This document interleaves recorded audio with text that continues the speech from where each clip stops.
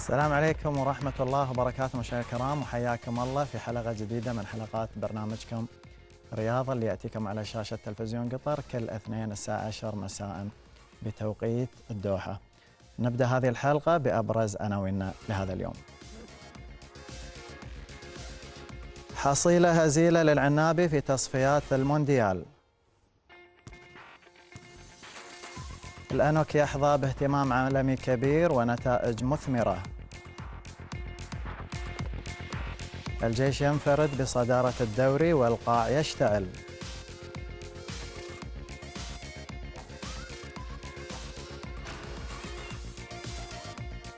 والدوحة تستضيف بطولة العالم للسنوكر للمرة الأولى. كانت هذه عناوين حلقتنا مشاهدينا الكرام لهذا اليوم. خلونا ناخذ في البداية تقرير عن مؤتمر الأنوك اللي أقيم في الدوحة ونرجع لكم من جديد.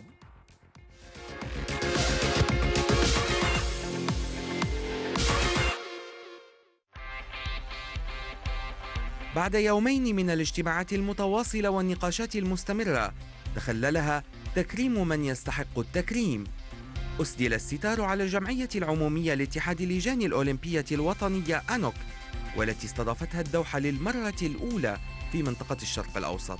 وكاد مسك ختام كونغرس اللجان الأولمبية بالإعلان عن حصول حضرة صاحب السمو الشيخ تميم بن حمد آل ثاني أمير البلاد المفدى على جائزة الإسهام في الحركة الأولمبية، وهي الجائزة التي تسلمها سعادة الشيخ جوعان بن حمد آل ثاني رئيس اللجنة الأولمبية القطرية في حفل ختام عمومية أنوك.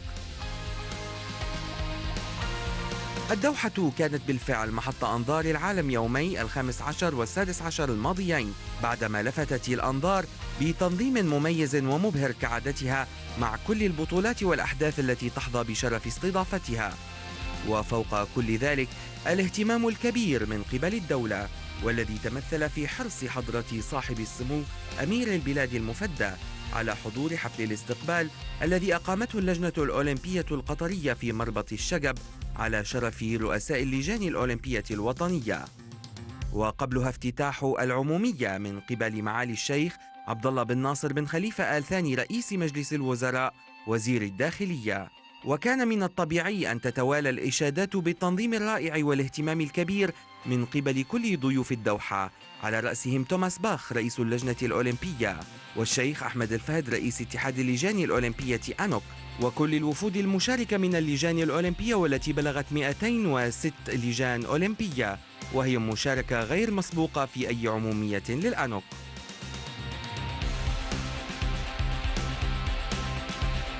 عمومية أنوك بالدوحة قامت بتكريم الأبطال الأولمبيين الحاصلين على أوسمة ذهبية في أولمبياد ريو 2016، وكذلك اللجان الوطنية المتميزة، كما أصدرت توصيات في ختام انعقادها أكدت خلالها ضرورة استمرار الحرب على المنشطات، وأدانت التدخل في إدارة المؤسسات الرياضية، وإجراء مناقشات بين الحركة الأولمبية والحكومات الوطنية بهدف تعزيز الشفافية.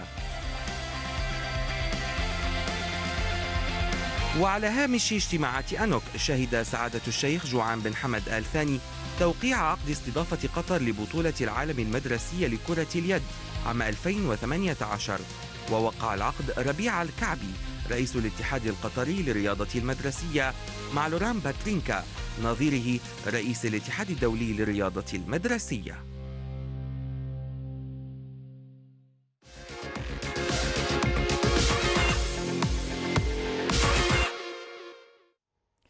طبعا مثل ما شفنا مشاهدينا الكرام التقرير اللي تحدث عن مؤتمر الأونك اللي أقيم في الدوحة. طبعا هذا المؤتمر بداية كان في حفل استقبال لرؤساء اللجان الأولمبية الدولية. حضر سيدي سمو أمير البلاد المفدى سمو الشيخ تميم بن حمد بن خليفة آل ثاني، ومن ثم عقدت الجمعية العمومية لمؤتمر الأونك بحضور جميع اللجان الأولمبية الدولية، وتم استعراض ملفات كثيرة يمكن أبرزها الدول اللي راح تستضيف أو اللي تقدمت لاستضافة أولمبياد 2024. طبعا أيضا هذا المؤتمر حضر سعادة الشيخ جوعان بن حمد بن خليفة آل ثاني رئيس اللجنة الأولمبية القطرية، وأيضا اللي استلم بالنيابة عن سيدي سمو أمير البلاد المفدى الجائزة المقدمة من اللجنة الدولية اللي سلمها توماس باخ رئيس اللجنة الأولمبية، سلم الجائزة لسعد الشيخ جوعان، وهي جائزة لسيدي سمو الأمير، وهي عبارة عن تقدير عن إسهام سيدي سمو الأمير في خدمة الرياضة الآسيوية والعالمية. كان هذا مؤتمر الأونك العام. الآن عندنا تقرير أيضا يتحدث عن أبرز الأحداث الرياضية اللي أقيمت في الدوحة خلال الأسبوع الماضي، نشوفه وياكم.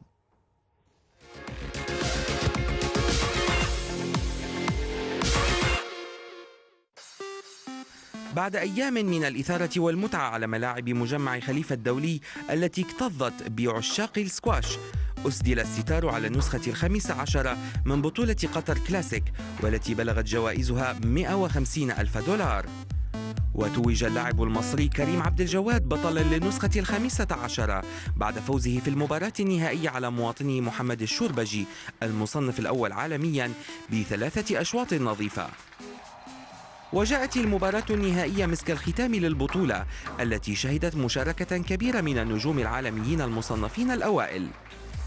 وكانت الجماهير الغفيرة التي حضرت مباريات البطولة بصفة عامة واللقاء الختامي بصفة خاصة هي النجم الأول للنسخة 15 بعدما زحفت الآلاف صوب مجمع خليفة الدولي، حتى أن مدرجات الملعب الرئيسي لم تتسع لكل هذه الأعداد، الأمر الذي جعل عددا كبيرا من الجماهير تتابع المباراة النهائية من خلال شاشات التلفزيون بمجمع السكواش. ومن ملاعب السكواش إلى ميادين الرماية بلوسيل، بقيت الإثارة حاضرة بين أكثر من 700 رامي ورامية مثلوا بلادهم وتنافسوا في النسخة 49 من بطولة العالم العسكرية للرماية، والتي اختتمت قبل يومين بعد أكثر من أسبوع من المنافسات الشرسة. وفي اليوم الختامي وتحت رعاية سعادة الدكتور خالد بن محمد العطية وزير الدولة لشؤون الدفاع، توج سعادة الفريق الركن طيار غانم بن شاهين الغانم رئيس أركان القوات المسلحة القطرية الأبطال وحملة الميداليات الذهبية في البطولة العالمية. وكان المنتخب حاضرا في مونديال الرماية بعدما حصد 5 ميداليات بواقع فضيتين و3 برونزيات أمام تحدي نخبة رماة العالم وحملة الميداليات العالمية والأولمبية الذين شاركوا في التحدي العالمي الكبير، وهي حصيلة جيدة تقاسمها رماة العناب ورامياته. وعلى الصالة المغطاة بنادي السد انطلقت بطولة عالمية أخرى على أرض قطر، وهي بطولة العالم للسنوكر، والتي تقام للمرة الأولى في الدوحة وتستمر حتى 27 من الشهر الجاري بمشاركة 58 دولة على مستوى الرجال والسيدات والأساتذة. واستعد الاتحاد القطري للبليارد والسنوكر لمنافسات البطولة العالمية بتجهيز كافة الأمور من أجل الخروج بالبطولة بالشكل اللائق. وأشاد مسؤولو الاتحاد الدولي بالاستعدادات القطرية للبطولة العالمية، ونشر الموقع الرسمي للاتحاد الدولي صورا من الأماكن الشهيرة في قطر للترويج للبطولة، ودعا كل محبي السنوكر في العالم إلى متابعة البطولة من قلب قطر. وأكدت اللجنة المنظمة للبطولة مشاركة جميع اللاعبين الذين أعلنوا مشاركتهم وسجلوا أسماءهم وحضروا بالفعل وشاركوا في الاجتماع الفني، ولم يعلن أي لاعب أو لاعبة الانسحاب بما فيهم المصنفين الأوائل على مستوى العالم، وهو ما يعني أن هناك توقعات بمستوى مميز في هذه البطولة.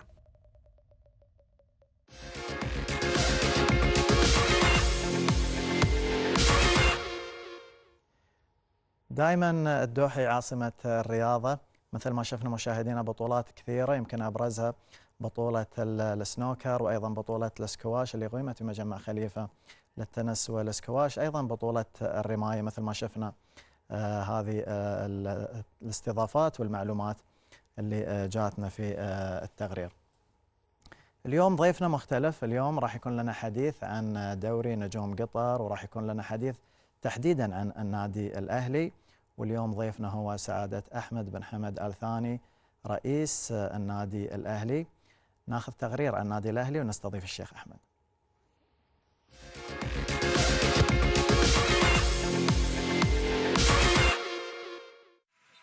عميد الأندية القطرية الأهلي، صاحب المستويات الجميلة والأداء المفتوح في الدوري، حيث يقود سفينته سعادة الشيخ أحمد بن حمد آل ثاني، بعد أن كاد أن يدخل في معترك الانتخابات مع نائبه خالد شبيب.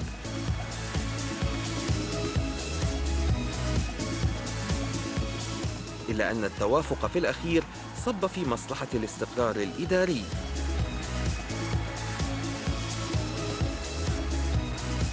فالشيخ أحمد يبذل جهوداً كبيرة لإعادة الأهلي إلى درب الإنجازات،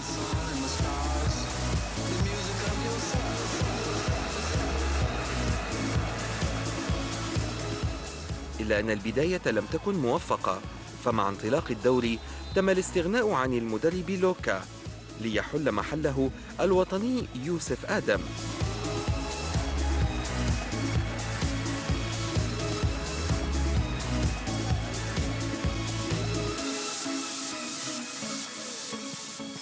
لكن لا تزال النتائج تراوح مكانها. فهل سيعود العميد إلى المنافسة نحو المربع الذهبي أم سيكتفي بالمنطقة الدافئة؟ وماذا ينقصه لكي ينافس ما دام هو العميد؟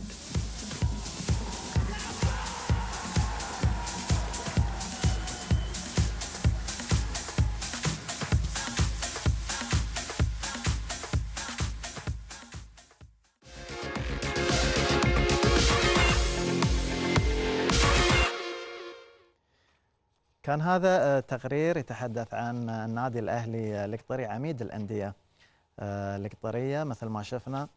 والآن راح نستضيف سعادة الشيخ أحمد بن حمد آل ثاني رئيس النادي الأهلي. نرحب فيك أبو حمد. مرحبا بك وشكرا على الاستضافة، وأتمنى أن يكون ضيف خفيف عليكم إن شاء الله وأثري الحلقة اللي يفيد الجمهور.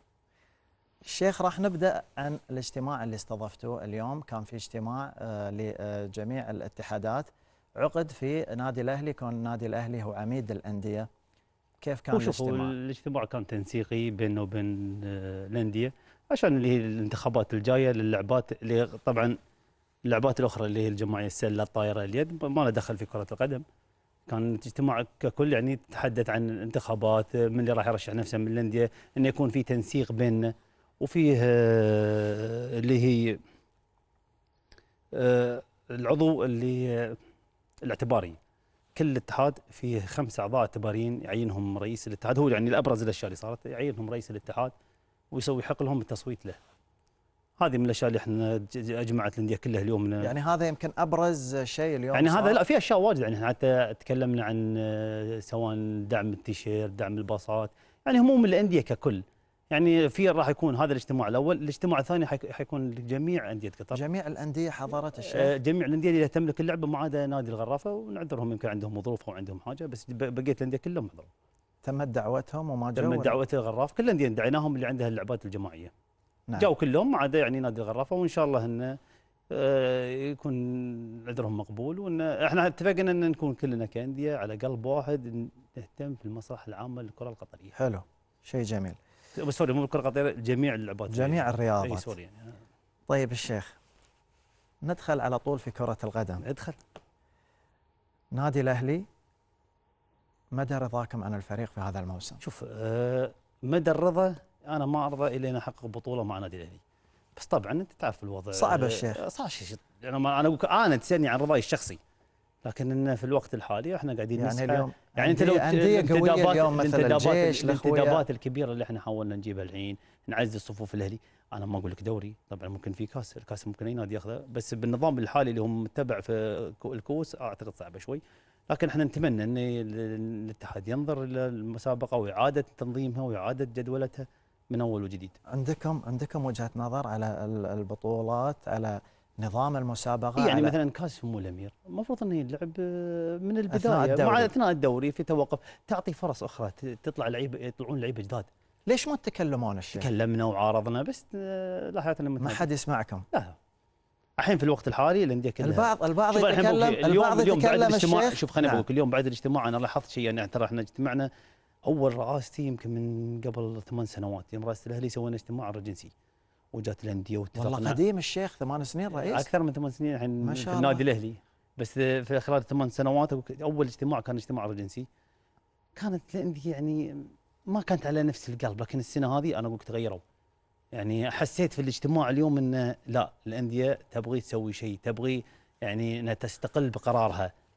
وانا اشكرهم يعني اليوم ان بذلنا يعني حتى التيشيرتات بين الانديه اتفقنا ان ممكن كل 6 7 انديه ياخذوا لهم ماركه معينه يتفقون معاها عشان ما تصير الاسعار، لان الحين دعم التيشيرتات وهذا عند في الانديه ب 400,000.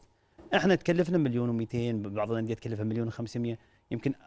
اليوم في الاجتماع اكتشفنا ان نادي قطر هو افضل نادي من ضمن الانديه، كلفه التيشيرت 500,000 حق كل الفئات.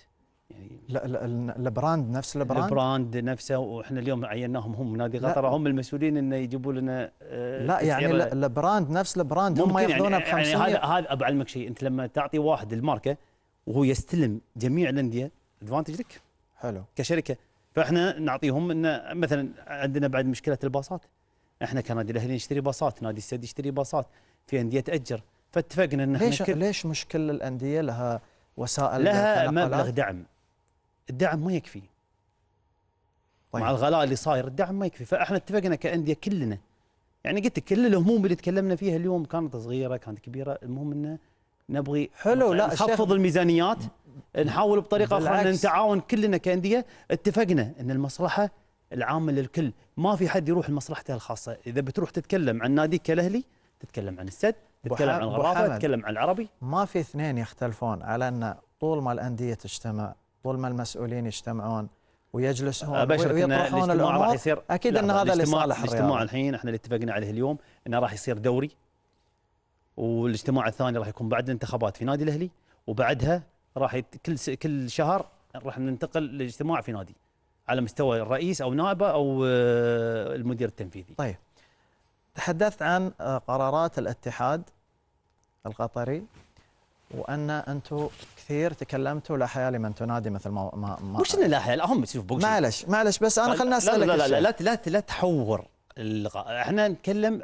انا اقول لك ان لا حياة لمن تنادي في بعض الاشياء اللي احنا نطالب فيها كتنظيم المسابقات، هم عندهم وجهة نظر تحترم، احنا ما نختلف فيها، لكن انا اقول لك انا كوجهة نظر من وجهة معظم الانديه اليوم احنا تكلمنا حتى في النقاش ان ليش ما انا اخذ فرصه كنادي الاهلي. يعني انتم ما تروحون تبصمون على القرارات فقط؟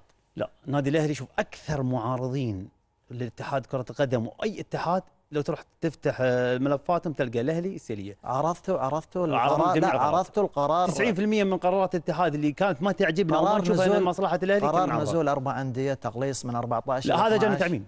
هذا جاء تعميم. ما استشاروا الانديه، ولا انا بالنسبه لي قرار انك تهبط 4 فرق في نفس الموسم هذا، انت يعني راح تنهي فرق كبار. يعني الفريق اللي راح ينزل، يعني خلنا على سبيل المثال لا قدر الله قطر ما قدر يصعد، انت شنو الدوري اللي بيكون تحت؟ حضرني من متى بتطلع؟ واذا بيطلع نادي واحد كل سنه القوي يبقى الشيخ. ما في شيء اسمه قوي، هي حظوظ. انت مثلا يعني تراكمات تجيك، انتخابات، مجالس اداره تغير. يعني انا اظلم مجلس اداره الجاي جديد السنه ما يمديه، اول ما يطلع على الشارع الرياضي يلقى في هبوط 4 فرق صعبه. خايف على انديه كبيره ممكن تهبط السنه؟ انا مش خايف على انديه كبيره، ترى شوف هي ما في نادي اسمه كبير ونادي صغير، كل الانديه عندي انا بالنسبه لي ان كلها في نفس المصاف. اللي بيعمل بيحصل، اللي ما راح يعمل هو بيصغر نفسه بنفسه. لكن احنا نتكلم هبوط نادي كبيره او هبوط نادي مثلا له اسمه ولا تاريخه، يعني يزعلنا. يعني انت لا تظن اللي مثلا اللي احنا نشوفه الحين مثلا صاير في العربي يرضينا. حتى اليوم احنا في الاجتماع اتحدنا كلنا كانديه ان اي نادي يطيح في مشكله كلنا نوقف معاه. ونحن راضيين لا على العربي ولا احنا راضيين نشوف مثلا ان مديونيات على الريان، لان اللي جاهم اليوم رئيس نادي الريان نفى ان تكون عليه. انا ما اكلمك على ان اي مديونيه، سواء انا اعطيتك سين. ليش قلت الريان؟ الريان في القلب. ليش اقول الريان؟ يعني ما اخترت الريان انه والله النادي، قلت لك ان الريان او العربي او الاهلي او قطر، كل الانديه اي نادي بيتعرض. مثلا الشمال الحين اليوم في الاجتماع قال احنا ممكن تصير لنا ازمه او ايقاف. فاحنا لازم نتعاون معك كنادي، لان انا اقول لك اللي يهدم طوف جاري طوفتي بيجيه الدور. انت رياني ابو حمد صراحه؟ لا، هي مو برياني، هي شوف احنا في العائله كلها ريانيين. رياني ابو حمد، رياني ورئيس نادي الاهلي. الله يطول عمرك، ما له دخل في الريان. انا اهلاوي يعني، واشوف الاهلي مو فقط نادي، انا اشوف الاهلي وطن. يعني انت كيف تكون معنا في الوطن ولا تبي تطلع برا الوطن شيء يرجع لك. لكن الريان مثلا انا البيت كله ابوي الله يحفظه، اللهم اخواني، امي الله يحفظها، كلهم ريانيين. ريانيين. يعني انا وانت الوحيد اللي وين طالع طلعت اهلاوي. الشيخ يعني وين؟ خالد بن علي. الشيخ خالد بن اوكي، علي. يعني على العم. طيب لوكا تسرعتوا في قرار اقالته؟ شوف لوكا احنا اخذناه وودينا وتكلمنا فيه كثير. لوكا طريق، شوف مدرب جيد ما يختلف عليه اثنين. جاء في وقت مش وقته في الاهلي، لان العام انت تتخبر يعني صارت المشاكل. يوسف ادم مقدم، يوسف ادم كان ينافس على افضل مدرب في الدوري، وكان من افضل 3 مدربين.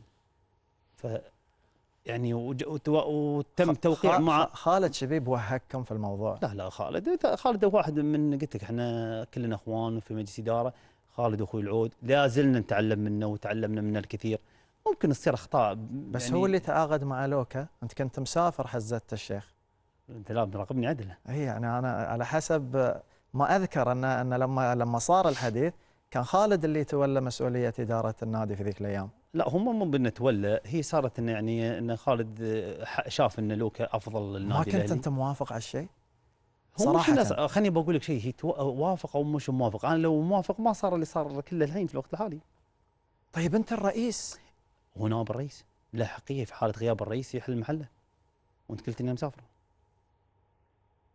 طيب يوسف ادم شلون؟ من خيره المدربين، يعني انا بقول لك شيء ترى. لمتى مع الاهلي؟ لمتى هو ما يحب. انا وعدت ان اذا جيت رئيس يكون هو معي، وهذا هو انا نفذت وعدي. تعطونا الشيخ مثل ما تعطون المدربين الاجانب؟ شوف خلينا نتكلم منطقيا. انت ما يصير تقول لي تعطونا مثل الاجانب. يعني مثلا لوكا كم عمره التدريبي، كم الفتره اللي خذاها. يعني يوسف ادم لو حقق السنه مثلا مع الاهلي انجاز، هل تظن ان عقده راح يبغى نفس عقده؟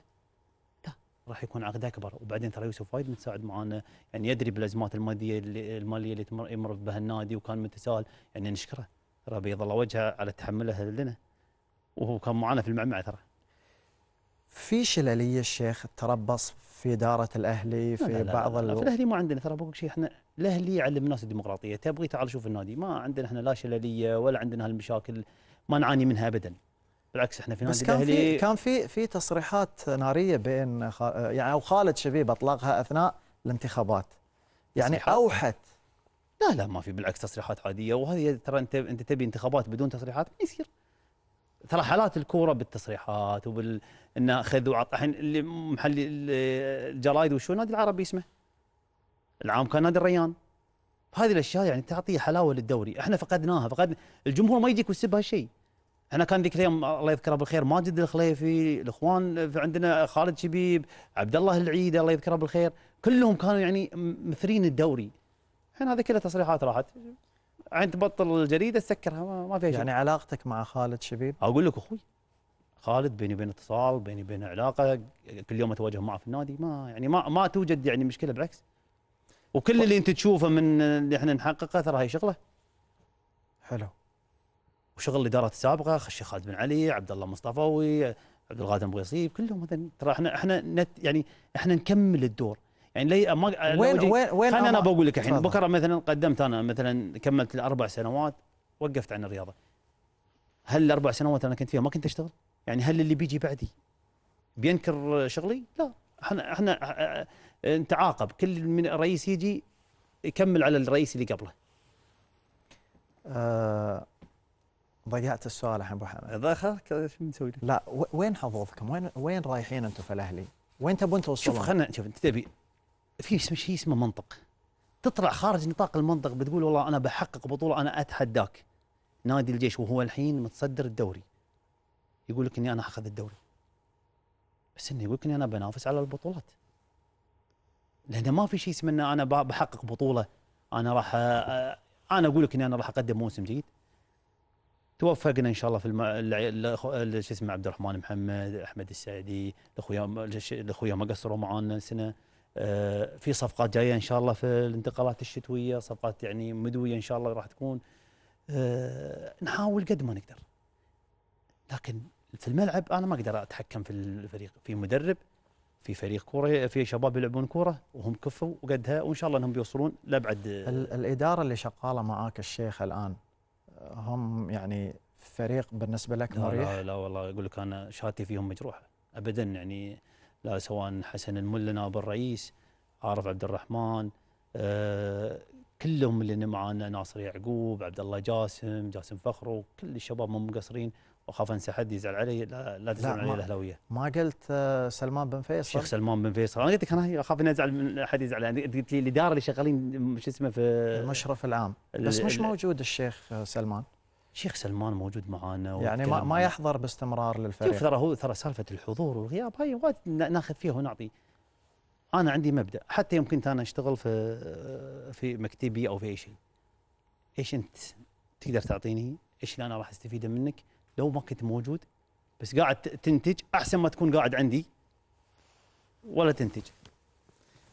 يعني انا عندي اسوي لي ما في حين دوام من الساعه 8 لين الساعه 1. اذا والله واحد بيخلص لي شغله من الساعه 8 للساعه 1 في ساعه، يطلع اقعد عندي شبيبه. يعني همك الكيف وليس الكم. يعني في بعضهم بيقول تواجده، هو برا مخلص، عجل اذا موجود في الدوحه خلصنا على لعيبه قطر كلها. سيد عدنان الشيخ، ايش في سيد عدنان؟ ماشي معاكم يعني؟ ايش تشوف انت من خيره اللاعبين وخبره، وحتى يقود يعني الدفاعات الاهلي، عطى خبراته حق اللي موجودين، يعني صفقه ناجحه بكل المقاييس. ما تستغنون عنه في يناير؟ والله شوف، هي قلت لك انا الوضع، انت عندك ميزانيه وعندك ظروف معينه نمر فيها، فانا ما اقدر اني انا ارفع السقف الميزانيه، لان خلاص يعني احنا حققنا المركز السادس السنه اللي فاتت، لنا 30 مليون، خصموا منك 11 مليون، مو انا فقط، كل الانديه يعني. ليش؟ قرار صدر في بخصم المبالغ على الانديه، يعني خصم 20% اعتقد او 25% من جميع الانديه، تقليل يعني الميزانيه. فانا ميزانيتي معينه، ما اقدر اني انا ارتفع، لاني انا لو تعاقدت باكثر من المبلغ اللي عندي راح اوقف مثل موقف انديه واجد. النادي مديون ابو حمد؟ لا، ما ديوننا لا قد تذكر، يعني خلينا نتكلم بالنسبه للديون انا اسمعها في الانديه الاخرى، انا ديني ما يتعدى 4 مليون شيء كذا، شيء بسيط يعني. غير طبعا ان اكلمك على العقودات اللاعبين القطريين، هذا شيء ثاني، هذا هم عود يعني عندنا، لازم نشوف لنا صرفه فيه. دائما الانديه تعاني من الديون، من الازمات الماليه. انا بقول لك، اذا انا شوف، اول شيء عطني استقلاليه قراري في ناديي.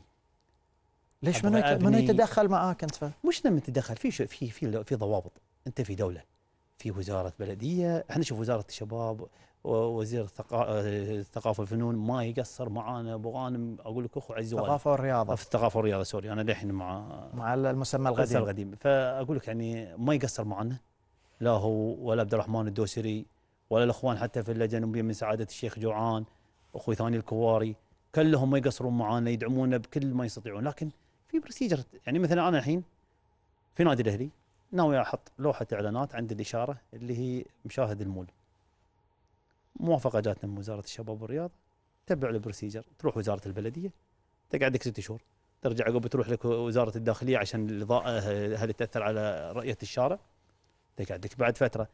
هذه كلها يعني مثلا انت لازم يكون عندك مثل شفت الخدمات اللي مسويتها الدوله مقصره مع في اسم سمير، عندك نادي العربي، عندك اكثر من مكان يسوون لنا خدمات خاصه بالانديه، يعني من انا ادخل طلب ما يحتاج ادور على الاقسام كلها، المفروض يكون لك معامله خاصه. اي، لان انا مش قاعد اشتغل في ملك خاص، هذا ملك عام حق مجتمع، انا قاعد اخدم الفريق كامل، المدينه اللي عندي، كل الناس اللي يعني تيجي نادي الاهلي تبي الخدمه ان انا اقدم لها خدمه. وصلت.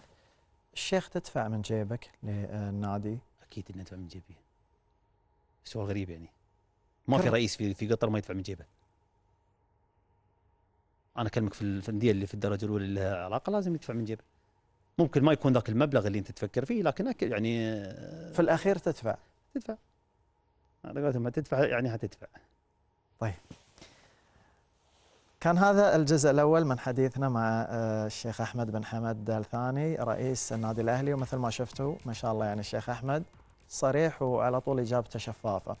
ناخذ هذا الفاصل ونرجع ونواصل حديثنا مع رئيس نادي الأهلي القطري.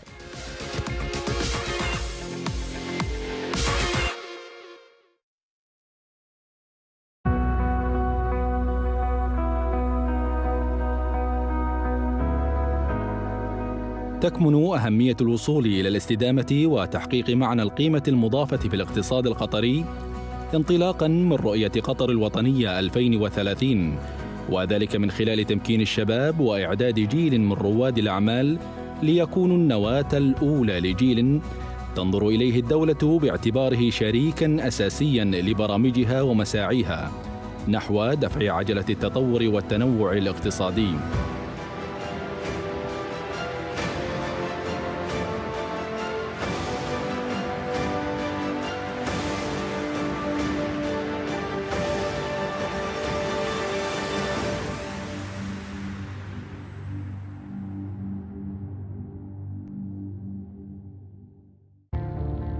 قوي، جميل، حاد الذكاء، قوته وخفته تلهم فارسه. أما علاقته مع بني البشر فهي قصة حب تغنى بها العرب عبر التاريخ. تاريخ كبير في الجزيرة العربية، سواء الخيل العربية الأصيلة اللي هي خيل الجمال. تأسست مجلسة الاتحاد من سنة 2002 وإلى اليوم مستمرة إن شاء الله. تعامل الأطفال مع الخيل جدا سهل، وهم حابين أساسا هالشيء لأنهم فرسان وما يجون هنا إلا قادرين على الشيء اللي يبون يسوونه. تحسين الخيل بالنسبة لي تحدي، يعطيك ثقة في نفسك، ما تخافين.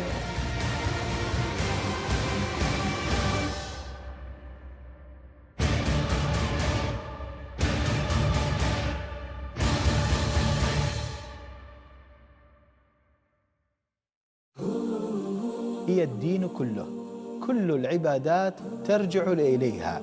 هي تشمل خصال الإسلام والإيمان والإحسان، قد تقربني منك وقد تبعدني عن آخرين.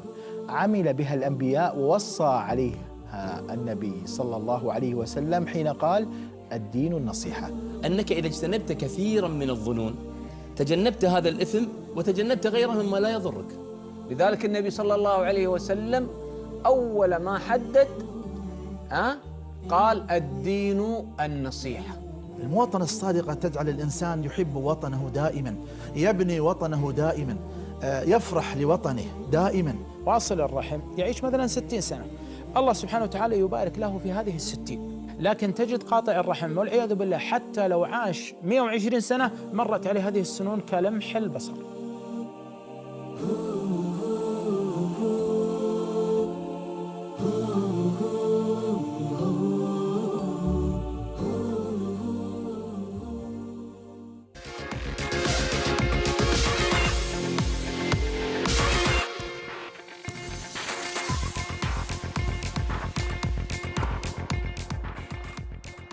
شيخ، يقال يعني يقال. مش كلامي. اذا يقال لا تقول لي يا عجل، خله. لا اللي اوكي اللي قاله، يعني انت قول لي اذا اوكي او لا. تفضل. توقيعكم مع اللاعب حسين ياسر، فيه حاولتوا ان انتم يعني تلفون وتدورون في العقد؟ لا بقول لك شيء، ترى نادي الاهلي يعني فيها يعني كانت حيله شوي. لا كان فيها حيله ولا ما في حيله. هذا حسين ياسر موجود، واعتقد انه قلت لك انا نادي الاهلي علم الديمقراطيه، الشفافيه عندنا ولا يعني حسين ياسر تم توقيع العقد معه، رفعنا العقد الى اتحاد كره القدم. الاخوان في اتحاد كره القدم قالوا لك والله انتم حاطين مثلا عدد الاهداف، لا حاطين عدد الاهداف انا بقول لك ترى ما قلت لك انا عندي شفافيه، انا ما عندي شيء خشيه يعني. اوكي لا تبوق لا تخاف. قالوا عدد الاهداف حاطين عليه واجد مبالغ وكذا وكذا وكذا. قعدنا مع حسين ياسر زي مره، قلنا له حسين ياسر احنا اسفين، العقد التصنيف ريال واحد ما راح نعطي ازيدك. وافق الولد، وقع العقد، رفعنا لهم اياه نفس الشيء. يعني ترى ما كانت العله في الاهداف، في هاي كانت في طيب يعني حسين ياسر يجب انه يوقع اعتقد او مع استغناء، ياخذ استغناء من الوكره من الوكره. اي اعتقد في شيء يعني في شيء معين صار.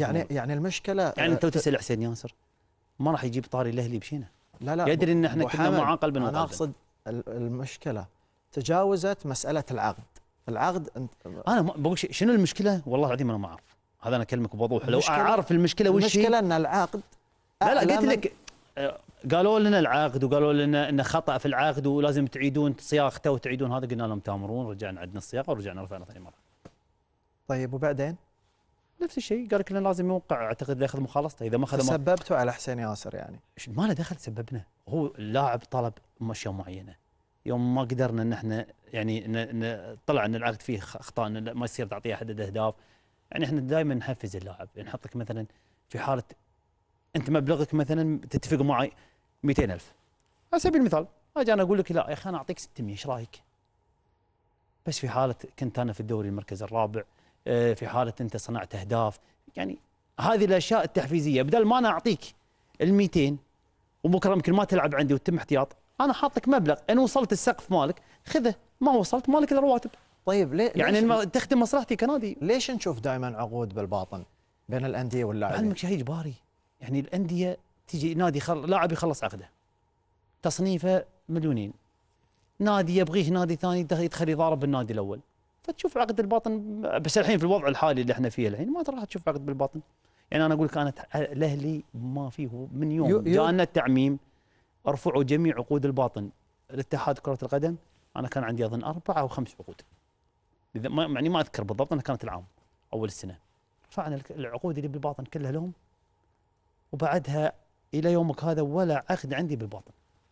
واتحدى اي حد يقول ان الاهلي في عقد بالباطن. في ميثاق شرف بين الانديه ابو حمد بالنسبه لانتقالات اللاعبين. اليوم احنا طرحنا هالموضوع، قلنا الحين ليش احنا نضارب على بعض؟ نرفع اسعار اللاعبين، واخر شيء اللي تخسر ميزانياتنا. وفي الاخير لا احنا كسبنا ولا اللاعب كسب، حزات في لعيبه احنا نضارب عليهم الحين موجود احتياط وياخذ مبالغ كبيره، حرام. فقلت لهم خلوا الحين النظام السيستم الجديد اللي احنا ماشيين عليه اللي هو بالتصنيف اللي انت تعطيه ما يطلع اللاعب من عندك. كنا نتحدث عن ازمه الانديه او الامور الماليه. هاي الازمه من اول ما بدينا الاجتماع والانديه كلها تشكى. تأيد الشيخ عودة لجنة اللاعبين المحترفين؟ ما هي مش قصة، يعني لو رجعت اللجنة وتولت مسؤولية مش قصة عودة لجنة اللاعبين يوم عطوها الأندية الشيخ صارت بالعكس المشاكل. يوم عطوها الأندية ما صارت مشاكل. المشكلة لما تصير في نادي أو ناديين، أنا ما تحملني المشكلة ذي على الأندية كلها تعمها. الأندية كلها ما فيها مشاكل عندك، من عدلك من السد، الجيش، الأخوية، الأخلاقيات، الأهلي عندهم مشاكل. احنا مشاكلنا في شيء واحد، فشل في الادارات اللي ما له دخل. لا اللي ما في حد فاشل، دامك تعمل فلك اجر، ان اصبت لك اجرين وان ما اصبت لك اجر. ما اللي تارك بيته وتارك عياله يعني ويقعد في النادي ليله نهاره ويعمل الصبح وعصر عشان بس يرضي الجمهور ويحقق. زين ليش التراكم للديون او التكون هذه انا اعلمك ليش تراكم الديون. تفضل، انا الحين اقول لك عقد اللاعب القطري تصنيفه اي حلو، لاعب منتخب كم تعطيه؟ 40,000 راتب. كلام حلو؟ طيب ادبل 40 مره اذا انتهى عقده 1,600,000. لا مليون وشيء. الحساب عندك لا ضعيف. اوكي لانه ما اعرف حق الفلوس فوق المليون ما اعرف الشيء. زين مليونين وشيء، هذا لاعب واحد. تخيل انا الدعم اللي يجيني من حق اللعيبه القطريين كم؟ اعطني رقم يعني يقول لي والله رقم معين، يعني 4 مليون حق التعاقدات كلها، حق كل عقودك. هاي ممكن تروح على لاعب واحد يخلصها. فتيجي تقول الانديه مديونه ليش؟ يعني انت مثل ما حطيت التصنيف، احنا كنا نقول لهم يا اخي التصنيف على المركز، ما يصير تقارني الفريق اللي ماخذ بطل الدوري مثلا الفرق اللي مذيله الدوري. مثل ما حطيت تصنيف للمحترفين وحطيت لهم مبلغ، سوي تصنيف للقطريين وحط لهم مبلغ، عشان انا كنادي متى ما اسوي حساباتي وارفع لك الكشوف قلتها مدفوعه. واللي بيجيب دعم زايد من عنده خلاص هذا شيء يخصه، يعني راعي رسمي او حاجه يقدر يشتري له لاعب، يرفع لك التقارير على حق مدققين الحسابات، انتهى الموضوع. يعني هذه في اعتقادك ممكن ان تسيطر على الامور؟ خلاص انت لك تصنيف، الحين اللي بيتجاوز التصنيف واضح قرار الاتحاد، اذا كان الاتحاد اللي يملك الشجاعه قال لك تنزل درجه ثانيه وتوقف من التعاقدات موسمين. يعني هذا قرار، يعني من بيرضى على نادي ينزل درجه ثانيه؟ ما حد. فانت اذا وقعت بالباطن كرئيس تتحمل. وانا اقول حتى الجمعيه يحق لها ان تحاكمه، لان قاعد تلعب في مقدرات النادي، مش من حقك. في عقد تملك 40% ضعف الراتب، اذا اللاعب انتهى عقده بيطلع عطى 40% ضعف الراتب، تبغي ما تبغي خليه يسمح طريقه. وفي ترى ما يجبرونك على 40 في بعد 20، يعني ممكن تدفع له 20% ضعف الراتب اذا كان لا زال عقده مستمر. طيب احنا راح نرجع اكيد ابو حمد، والحديث شيق صراحه وياك، لكن لنا عوده. عندنا تقرير عن الجولة السابعة في دوري نجوم قطر، نشوف أبرز نتائج هذه الجولة ونرجع لكم.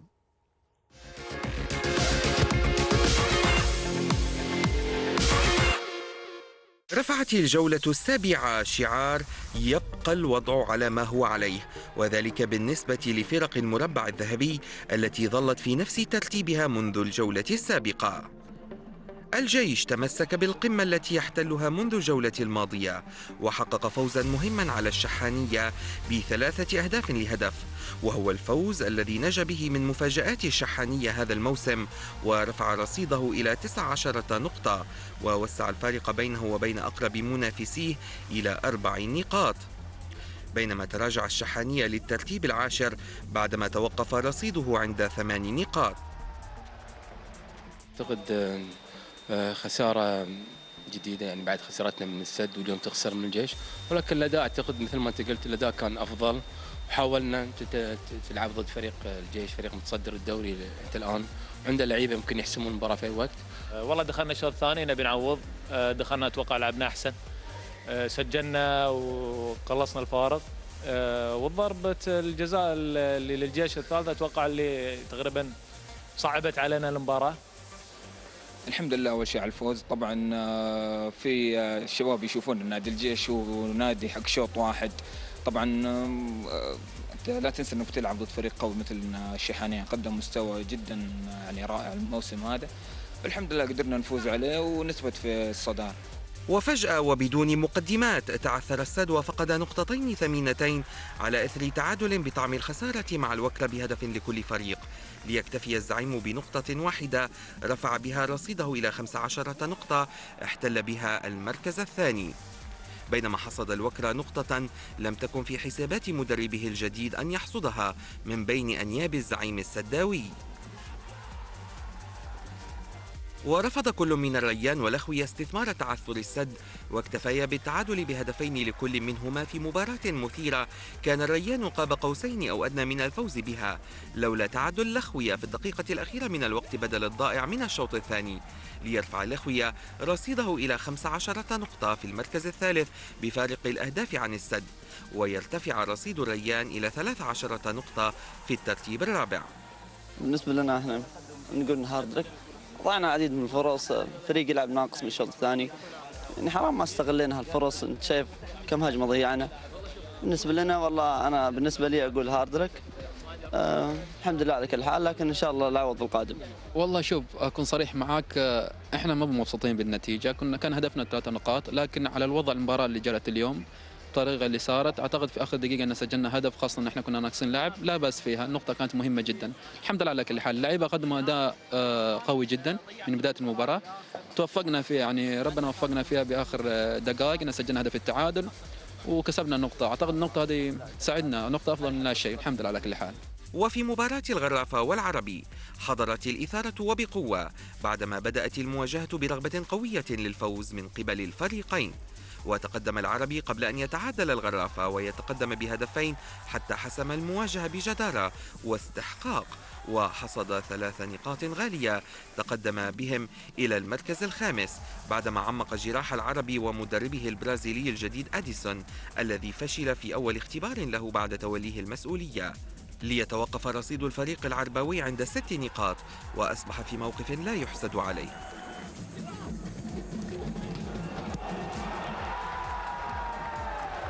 اعتقد ان بدينا المباراه ما كنا زينين يعني، والعربي يعني كانوا ممكن مسحوبين على الكوره بس ما في فاعليه، شوطه من بعيد حق خوخي ابو علام وسجلوا، وشوي قمنا نرجع حق المباراه جاتنا ضربه جزاء وعقب تقدمنا، وبعد يعني كانت اوكي يمكن بيننا وبينهم ضيعنا فرصه، بس بعد يعني ما كان يعني نحس انه يعني ما كنا مستحوذين على المباراه، يعني مو بوضعنا طبيعي. الحمد لله بين الشوطين المدرب غير شوي في طريقه اللعب، والحمد لله يعني الشوط الثاني صرنا احسن ونهجم وعندنا فرص. دخلنا المباراه بحماس وبجديه، الشوط الاول تقدمنا وتاخرنا ورجعنا في المباراه، الشوط الثاني تراجعنا وايد، اول 20 دقيقه تقريبا ما هجمنا ولا هجمه، ونادي الغراف استغلوا هالشيء من كور ثابته بلنتين وركنيه. وواصل معاذر مفاجآته المدوية للجولة الثالثة على التوالي، وحقق الفريق الصاعد حديثا للدوري فوزا جديدا على الخور بهدف رفع به رصيده إلى 9 نقاط احتل بهم المركز السابع، بينما تراجع الخور إلى الترتيب الثامن ب8 نقاط. وسجلت الجولة السابعة أول فوز للسيلية منذ بداية الموسم الحالي، وذلك على حساب الخريطيات بهدف نظيف رفع به رصيده إلى 5 نقاط تقدم بهم مركزا واحدا في الترتيب الثاني عشر، تاركا ترتيبه السابق في المركز الثالث عشر للخريطيات الذي سقط في أول اختبار لمدربه التونسي الجديد الذي تولى المسؤولية مؤخرا. الحمد لله على الفوز. الشباب اليوم كنا متفائلين، كان ما في بديل غير الفوز، والحمد لله كابتن سامي حط تشكيله معينه بطريقه معينه بطريقه الشباب عشان يأدوا فيها، والحمد لله كان اداء جيد الحمد لله، راضيين على المستوى، وان شاء الله نواصل في نفس الطريقه ان شاء الله. والله المباراه كنا محتاجين فيها 3 نقاط، كنا نحاول باي طريقه ان نظفر بالنقاط ونفوز بالمباراه لان الوضع كان نوعا ما سيء، فالحمد لله توفقنا اخذنا 3 نقاط، والحين شوي شوي يرجع الفريق، المباراه الجايه بتلعب اريحيه اكثر من الحين، فان شاء الله نقدر نوصل لنفس المستوى اللي كنا فيه الموسم الماضي أو أفضل منه.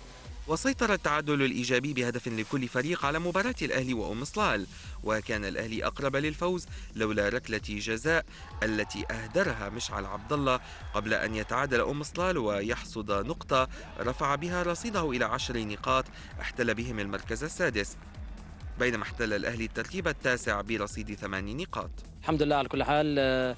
صراحة يعني كان تعادل يعني صراحة ما كان متوقع، يعني احنا كنا نازلين المباراة يعني ان احنا نبي الفوز طبعا في المباراة، بس الشوط الأول أثر علينا، كان أدائنا في الشوط الأول كان يعني غير المتوقع.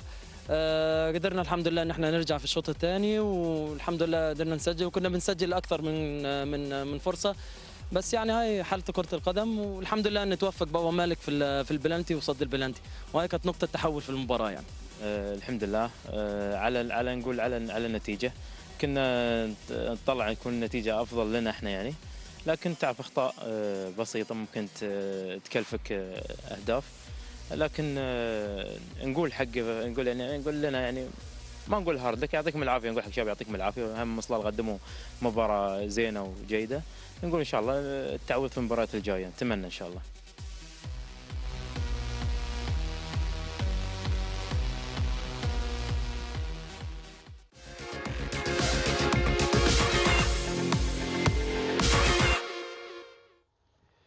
طبعا كان هذا تقرير الدوري وتحديدا الجولة السابعة من دوري نجوم قطر. يمكن أبرز نتائج هذه الجولة هو خسارة النادي العربي من الغرافة وعودة فهود الغرافة للغة الانتصارات، وأيضا تعادل الريان والأخوية، وأيضا تعادل الوكرة في الوقت القاتل مع السد. جدول الترتيب مشاهدينا الكرام، الجيش في صدارة جدول الترتيب مثل ما احنا شايفين، عنده 19 نقطة، السد في المركز الثاني، الأخوية الثالث، الرابع الريان، الغرافة، مصلال، معيذر في المركز الثامن، الخور، الأهلي التاسع، الشحانية، العربي في المركز ال11، السيلية في 12، الخريطيات في المركز 13، والأخير الوكرة. هذا جدول الترتيب أبو حمد طبيعي لحد الآن في الجولة السابعة؟ يعني تو كنت بداية الدوري. لا بس يعني كوجود، يعني ترى السنة أصعب دوري بمر على قطر كلها، هبوط ال4 فرق يعني مخلي كل مباراة كاس. توقعت العربي في هالمركز؟ لا شوف يعني في المركز ال11. ترى العربي نادي كبير بامكانياته بجمهوره، وان شاء الله هم قادرين يرجعون. يعني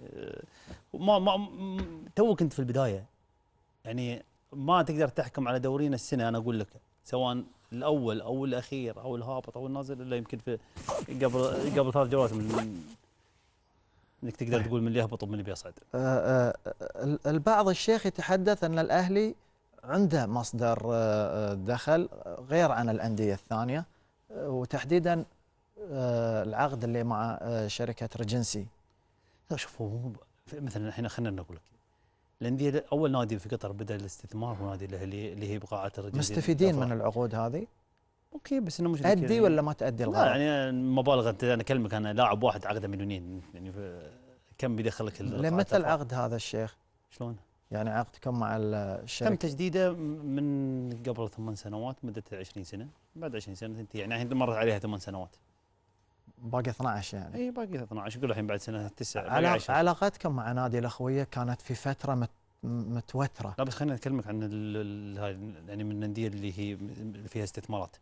الاهلي بداها تقول؟ عقبها قطر، السد يعني ما شاء الله، يعني على قولة اخواننا المصريين يمسك لهم الخشبه، يعني مسوين شيء ولا اروع. يعني اخوي تركي شغال شغل جامد في النادي، واحنا الحين في الاهلي ان شاء الله قاعدين في عندنا محلات. قلت لك احنا البيروقراطيه ذبحتنا. انا نادي منتهي تصميمه العام وبدينا نلعب الدوري، تتخيل ان ليومك هذا انا ما اخذت تمام البناء؟ والمحلات اللي واقفه عندي ورا على كاميرتين 3 ولا اشياء، يعني ممكن التجاوز عنها وانك تعطيني تمام بناء عشان انا استفيد. يعني سنه كامله تمر علي محلات ما تتاجر، هاي خسر فلوس انا قاعد. اخوان في وزاره الشباب والرياضه ما يقصرون، بس في اماكن اخرى تعطلك فيها اشياء لازم انك تخلص. اوكي هذا نادي مش يعني انا ما راح اكسب منه. ترى المكسب ليش ما تستخدم علاقاتك الشيخ؟ نستخدم يعني ونروح ترى احنا لو بالعلاقات كان مكانه وين؟ يعني انا لو كنت انا في وضعك يمكن اعاني الشيخ، لكن انت ممكن تستخدم ما له دخل. ترى ترى في شيء اسمه بيروقراطيه. لا دخل ابو حمد. الحين النادي اللي يرأسه يعني واحد مثلا ما في مكسور الكل. انا اقول لك احنا نشتغل والاخوان في المجلس الاداره مو مقصرين ونروح نتذابح وحالتنا بس في تروحون الشيخ؟ اروح ليش ما اروح؟ حق نادي الاهلي اروح لو المريخ، اروح اي مكان.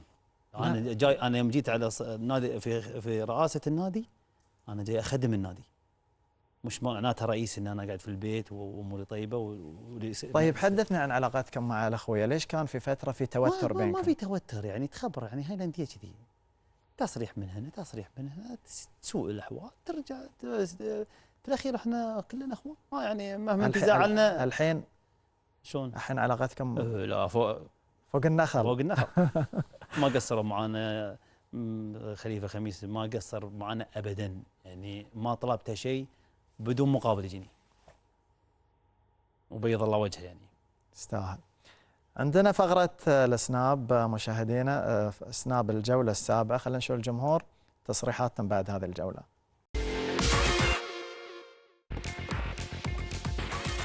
لعيبة ما يبي يلعبون، لعيبة ما يلعبون كل يوم، هاي ما يبي العربي، هاي يقول ما يبي العربي، كل واحد يقول ما يبي العربي، ما ادري من الإدارة. وش نقول؟ الله يعين، بس تخبط إداري، لعيبة ما في مستوى، بس الله ربنا يعين. صبرنا 20 سنة وصبرنا كم سنة بعد، يا من نموت والله. الحمد لله يعطيهم العافية الشباب اليوم على الأداء قبل النتيجة، ونتمنى إن شاء الله يعني نستمر على هالأداء المباراة الجاية. اليوم الحمد لله تعادلنا مع نادي الوكرة في آخر دقيقة للأسف، واليوم خلنا النقطة، إن شاء الله في المباراة الجاية يكون أحسن الأداء.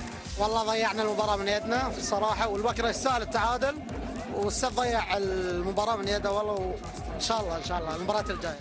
طبعا اليوم طلعنا بنقطة والحمد لله على كل حال، وعلى قولتهم اللي مو مكتوب عسر، واللي رجع الفريق الجمهور، واتمنى تواجدهم في المباراة. والله ايش اقول لك، اليوم الفريق ادى زين، عندنا جارسيا كلاعب محترف ما يستاهل يكون محترف، وان شاء الله جايات ان شاء الله. هارد لك المباريات. الحمد لله الفريق ادى اليوم، بالتوفيق الفهود في اي محفل قادم ان شاء الله. الحمد لله عودة الجمهور شيء طيب، يعني شيء معروف في الكورة، إذا ما تسجل تقبل، وإن شاء الله الجايات أحسن.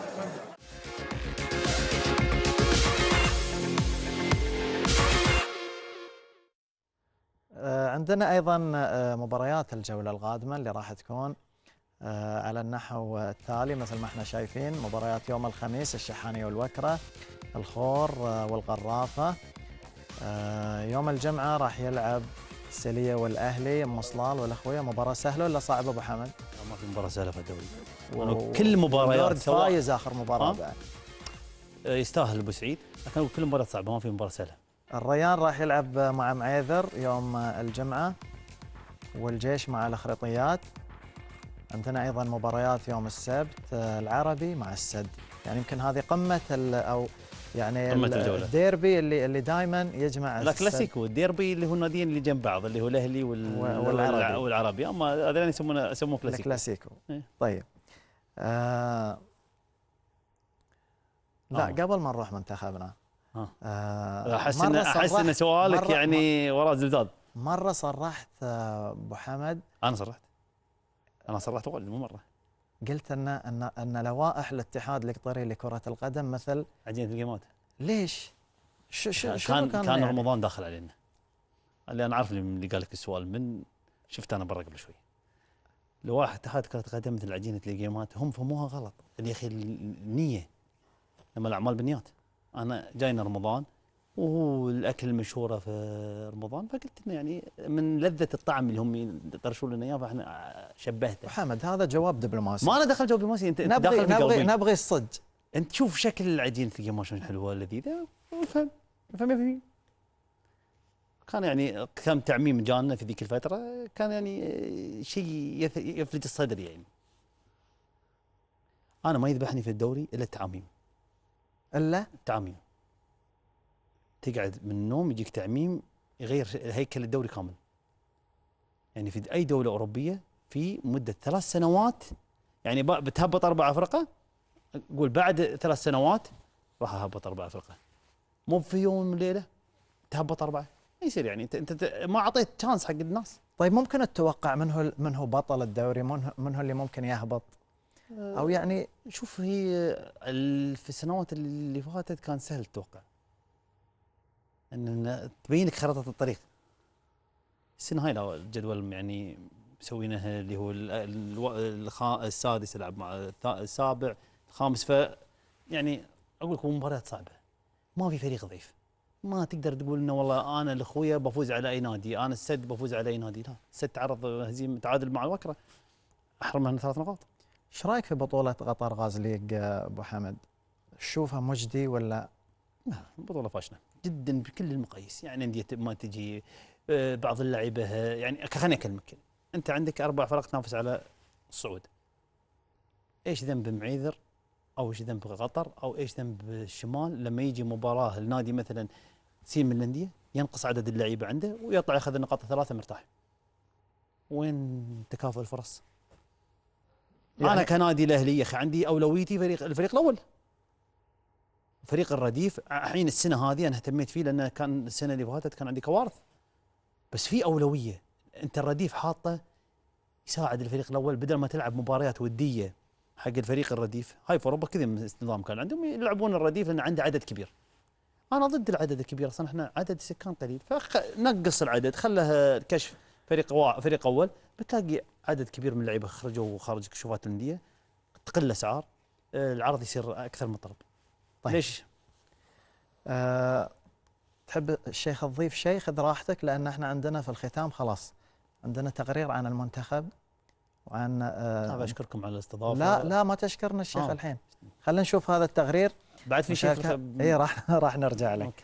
نشوف التقرير الاخير في حلقتنا، وبعد هذا التقرير لنا حديث بسيط لان احنا وصلنا للختام، ولكن نشوف تقرير المنتخب بعد مباراته مع الصين الاخيره واللي انتهت بالتعادل وانتهاء الدور الاول من التصفيات المؤهله لكاس العالم. نشوفه ونرجع لكم.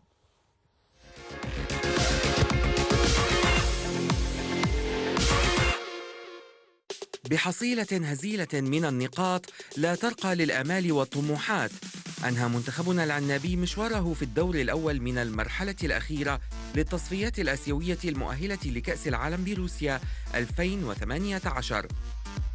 4 نقاط من مجموع 20 نقطة هي حصيلة منتخبنا في الدور الأول من المشوار الختامي، وهو الرصيد الذي لم يشفع للعنابي إلا باحتلال المركز الخامس وقبل الأخير بالمجموعة الأولى للتصفيات المونديالية. ولعبت البداية المتواضعة لمنتخبنا في التصفيات الآسيوية دورا كبيرا في الموقف السيء الذي أصبح عليه الآن، وكانت البداية بخسارة حزينة أمام المنتخب الإيراني في طهران ب2 نظيفين، وتمثل الحزن في أن الهزيمة جاءت في الدقائق الأخيرة التي لم يستطع خلالها منتخبنا الحفاظ على تعادله. ثم جاءت الخسارة الأكثر حزناً على يد أوزبكستان في الدوحة بهدف نظيف سجله الضيوف في نفس الدقائق الأخيرة من المباراة، وكأن لاعبي منتخبنا لم يستوعبوا الدرس الإيراني الذي لم يكن مر عليه سوى أيام قليلة. وبعد تغيير الجهاز الفني ورحيل الأوروغواياني كارينيو المدير الفني السابق والتعاقد مع مواطنه فوساتي، كان منتخبنا على موعد مع الهزيمة الثالثة على التوالي، والتي جاءت هذه المرة على يد كوريا الجنوبية ب3 أهداف لهدفين.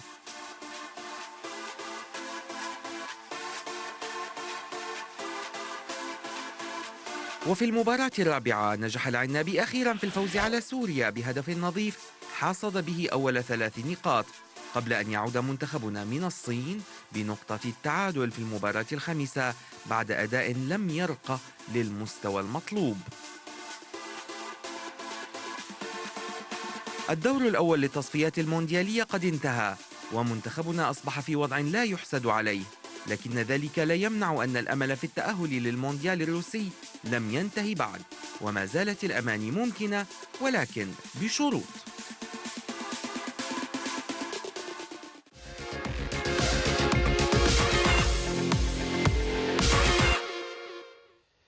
أبو حمد، منتخبنا ما ظهر بالمتوقع من جماهيره، يعني خيب الآمال الصراحة. مش انه خيب الامال، ترى انتم لا تطلبون شيء اكبر من الواقع. خلينا نتكلم منطق. يعني هذه الامكانيات اللي عندك لازم انك تنظر هذه امكانياتنا، يعني امكانيات سوريا احسن منا. ما له دخل امكانيات سوريا، ترى انت لا تشوف لي مباراه تفوز فيها سوريا خلاص انها فازت، لو تعيد المباراه مرتين ثلاثه ما تفوز. انا اكلمك المباراه الاخيره، انا شوف احب مدربين عندي يعني في المنطقه، ما شاء الله رقم واحد عندي، عقبه يجي فوساتي. بس انا فوساتي بحث على مجد شخصي له في مباراة الصين، ما كان يبحث على شلون بحث؟ انه في السجل له انه رايح لعبت مباراة الصين متعادل 0-0 فايز في قطر، هاي بحث عن سجل يعني مجد شخصي له، لان انا مباراة مثل مباراة الصين يعني ما بحث عن الفوز. يعني انا بقول الشوط الاول تلعبها بحذر، هاي طبيعة كرة القدم. يعني ما كان يبي يخسر، يعني ما كان يبي يخسر. يعني انا لين اجي الشوط الاول العب راس حربة واحد واتمم المباراة كلها بنفس راس الحربة، لا لازم ادخل ناس يساعدونه. كان يسحب مهاجمين ويدخل وسط، يعني واضح انه يبي التعادل. انت كنت مع تغيير المدرب انه يشلون كارينيو ويجيبون فوساتي؟ والله انا اذا كان انا اقول لك انا فوساتي كان المفروض انه يجي من الاول، لان نتائجه اللي كانت قبل مع الريان وسواء مع اي نادي راح له مع المنتخب كانت نتائجه زينه. من يتحمل كارينيو ما كان يعني لين الحين ما شفناه، لكن ما تقارن يوم كان مع النصر كان عنده لعيبه واسامي كبيره. طيب من اللي يتحمل اللي صار؟ يعني لا قدر الله لو ما صعدنا كاس العالم كلنا نتحمل، انا كرئيس نادي الاهلي اتحمل لان انا جزء من المنظومه. طبعا شوف هي تجي بمراحل، انا كنادي الاهلي جزء من المنظومه اتحمل، طبعا عقبها تحمل كبير رئيس الاتحاد يتحمل، كلنا نتحمل. اقول لك ما في واحد في مسؤول رياضي ما يتحمل الخساره، ما يصيرنا يعني اشخصن الموضوع او ادي حق الاتحاد. ما شفنا الاتحاد الشيخ ظهر يعني صرح. احنا كانديه غلطانين، كيف رضينا انه يستمر الاتحاد؟ مو بالانتخابات عندنا. اذا احنا كان هذا خطا ارتكبناه فاحنا خطا منا. انتم ندمانين على ان انتم يعني مستمر الاتحاد والاداره؟ لا بالعكس، انا اقول لك يعني هاي ليش احنا نتحمل المسؤوليه. احنا بالعكس شيخ حمد صدره رحب، الحمد لله انه متحملنا. غير ما ظن غير ابو خليفه ما يتحملنا صراحه بالفعل صدره رحب. لكن يعني هو ترى بالذات معي انا وانا مشاكلي معه واجد. تأيد استمرار الاتحاد الحالي او انا عندي تعطي فرصه حق الناس وجيه جديده تاخذ فرصتها. لين متى هذا المجلس الشيخ؟ لين باقي لسنه لسبتمبر ان شاء الله. ممكن نشوف الشيخ احمد يترشح للرئاسه او تطمح لهالشيء؟ بشوف الطموح مشروع الكل، مو بالرئيس نادي الاهلي، كل رئيس اي واحد بيستلم رئاسه النادي اذا كان طموحه فقط النادي ما راح يروح بعيد. طموحك اكبر انك تخدم قطر في اماكن اخرى، سواء رئيس نادي في اي مكان ثاني، خدمه قطر غاليه علينا كلنا. فانا اقول لك يعني اني انا اكون رئيس نادي اترشح رئاسه الاتحاد، هذا لازم يكون يعني عن طريق بروسيجر معين. الانديه انت شخصيا ما عندك مانع؟ مش انه شخصيا، انا ما في حد اقول لك ما في رئيس نادي. يعني انا الحين تسالني شخصيا انا ابغى رئاسه الاهلي، هل طموحي اني انا بوقف هني؟ لا، بروح الاتحاد، بعدها يمكن اروح رئيس الاتحاد الاسيوي، اوصل للفيفا مثل اللاعب. اي لاعب مثلا عندك في قطر يلعب كهاوي، عقبه يصير محترف، عقبه بيحترف في نادي مثلا خليجي او نادي اوروبي. شيء طبيعي هاي. ترى اذا انا قتلت طموح عندي ما حتى الاهلي ما راح ينفعه. طيب بس انا الحين عندي السنه هذه مع الاهلي ومركز معاهم، وفي وقتها كل حد حديث في رغبات الانديه يعني من يبغون يعني الأندية. نقدر نقول الشيخ يعني احمد بن حمد عينه على لا ما رئاسه الاتحاد. انا بقول لك شيء، انا قلت لك انا الاهلي يعتبر عندي وطن. يعني طيب. قضيت فيه عمري يعني فتره الشباب كلها خلصتها. ولا ادل النادي الاهلي باب فما يعني اتحاد في وقتها اذا كنت راح اقدر اسوي شيء او اني اغير ليش لا؟ عموما يعني عموما كل كل الاحترام والتقدير حق الاتحاد الحالي. لا بالعكس انا اقول لك على اساس الشيخ حمد بن خليفه اذا تم استمر اخلص الناس الصراحه. لا انا اقول لك وعز الله ان هم كلهم ما والله قصروا. شهادتي في مجروح، انا اقول لك انه ما قصر لا ومتحملنا، لكن احنا نتحدث ما بعد انتهاء الفتره. واذا هو حب انه يرشح نفسه وعنده اجنده جيده خلاص ليش احد يدخل ضده؟ خليه يكمل. وصلنا للختام. نشكرك الشيخ احمد بن حمد مشكورين وبيض الله وجهكم على الاستضافه، وان شاء الله نكون ضيف خفيف. اعتقد ان هذه يعني صراحه من اميز الحلقات اللي فيها رئيس نادي تجاوب بشكل شفاف وسريع وصريح وما عندك اي تحفظ الشيخ. نشكرك ونتمنى لكم ان شاء الله التوفيق. الله يطول لي عمرك وشكرا لكم، واحب اوجه رساله للجمهور الاهلي، اتمنى حضوركم مباراه السيريه، ترى الفريق محتاجكم ولا تطالبونا بنتائج اذا انتم ما حضرتوا المباريات. الاهلي او غير الاهلي كل الجماهير. الله يوفقك. لا تطلبون انديتكم نتائج اذا ما تحضرون. وصلنا للختام مشاهدينا الكرام، كان هذا حديثنا مع سعد الشيخ احمد بن حمد الثاني رئيس النادي الاهلي القطري اللي كان ضيفنا لهذا اليوم. موعدنا معاكم الاسبوع القادم باذن الله الساعه 10 بتوقيت الدوحه كالعاده. الى ذلك الحين لكم تحياتي، امان الله.